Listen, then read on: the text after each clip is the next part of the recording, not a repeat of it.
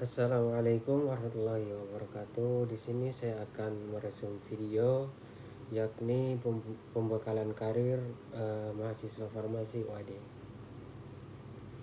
Hai teman-teman mahasiswa farmasi, tahukah kamu bahwa lulusan farmasi punya peluang karir yang luar biasa?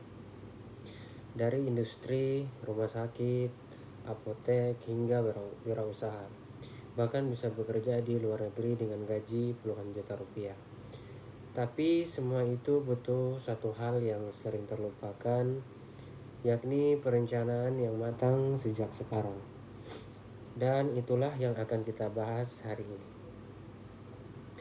Poin yang pertama yakni tentukan arah karirmu.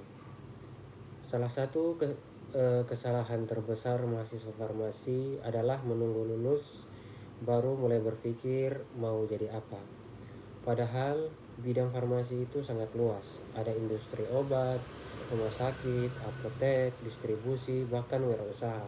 Kalau kamu tidak menentukan arah dari sekarang, begitu ada tawaran pekerjaan, kamu akan asal ambil meskipun tidak sesuai passion.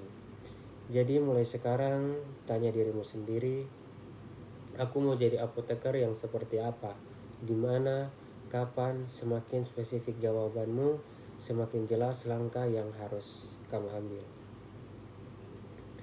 Poin yang kedua yakni metode SMART. Nah, supaya impianmu tidak hanya menjadi angan-angan, gunakan metode SMART. Yakni yang pertama spesifik, jangan hanya bilang mau jadi apoteker, tapi apoteker industri di bagian quality control perusahaan asing. Poin yang kedua terukur, target IPK minimal 3,0, karena itu syarat lolos administrasi di banyak perusahaan dan rumah sakit besar. Yang ketiga achievable, yakni lulus 3,1 itu bisa asal mulai ambil data skripsi dari semester ini. Poin yang berikutnya relevan, sesuai dengan passion dan kemampuanmu. Poin berikutnya time based.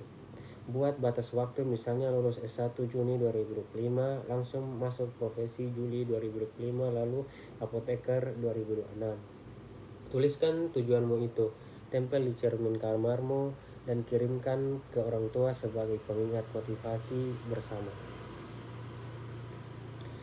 Poin yang ketiga, IPK dan soft skill. Banyak yang bilang IPK tidak penting, tapi kenyataannya IPK adalah pintu pertama untuk lulus administrasi. Belum wawancara sudah gugur duluan hanya karena IPK kurang dari 3,0. Tapi IPK saja tidak cukup. Ada alumni UAD yang berhasil masuk PT Bayer Indonesia, menyisihkan puluhan peserta dari perguruan tinggi negeri. Bukan karena nilainya paling tinggi, tapi karena ia pernah menjadi ketua IMM dan punya kemampuan komunikasi yang luar biasa. Jadi selagi masih mahasiswa aktif berorganisasi, ikut seminar, dan latih kemampuan berbicaramu, itu investasi yang tidak ternilai.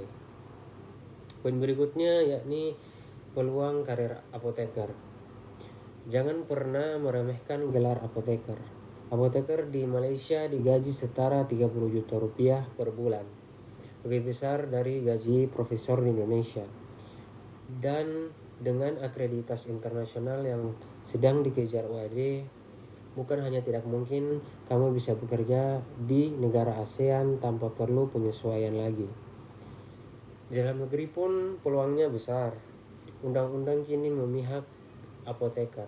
Apoteker perseorangan wajib dimiliki apoteker. Bahkan dirancang program apoteker praktek mandiri dan apoteker spesialis. Seperti dokter spesialis tapi di bidang kefarmasian. Gelar apoteker juga setara S2 jika kamu menjadi PNS. Jadi jangan mau diterima sebagai tenaga teknis kefarmasian kalau kamu sudah punya gelar apoteker. Bagian yang kelima yakni inspirasi alumni. Kamu butuh bukti. Lihat alumni UAD sudah membuktikannya. Ada alumni yang membangun bisnis batik hingga ekspor, lalu membuka laundry untuk seluruh hotel di Bangka Belitung, dan kini punya skincare dengan omset 200 hingga 300 juta per bulan. Ada yang kini memiliki 4 apotek di Kulon Progo. Ada yang diterima di tim riset RSA UGM, ada yang bekerja di perusahaan multinasional dengan gaji 60 hingga 70 juta per bulan dan mobil baru setiap 3 tahun. Dan kita sudah melihat kisah Muhammad Naji, dari anak nelayan sederhana di Gresik, berjuang keras hingga lulus IPB dan akhirnya membangun perusahaan yang mendunia. Kalau beliau bisa, kenapa kita tidak bisa?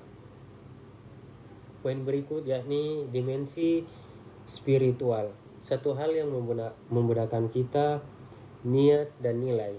Apapun profesi yang kamu pilih nanti, pastikan itu menjadikanmu lebih dekat kepada Allah. Pastikan ada manfaat nyata bagi orang lain, karena sebaik-baik manusia adalah yang paling bermanfaat bagi sesama. Minta doa restu orang tuamu, mereka sedang berjuang di luar sana untuk membiayai kuliahmu. Balas perjuangan itu dengan kesungguhan. Dan yang terakhir, teman-teman, tidak ada kata terlambat untuk mulai merencanakan. Mulai dari sekarang, tentukan impianmu, tulis secara smart, dan ambil langkah pertamamu hari ini. Ikhtiar yang kuat, tawakal yang tulus, yakinlah Allah adalah sebaik-baik perencana. Sekian dari saya. Wassalamualaikum warahmatullahi wabarakatuh.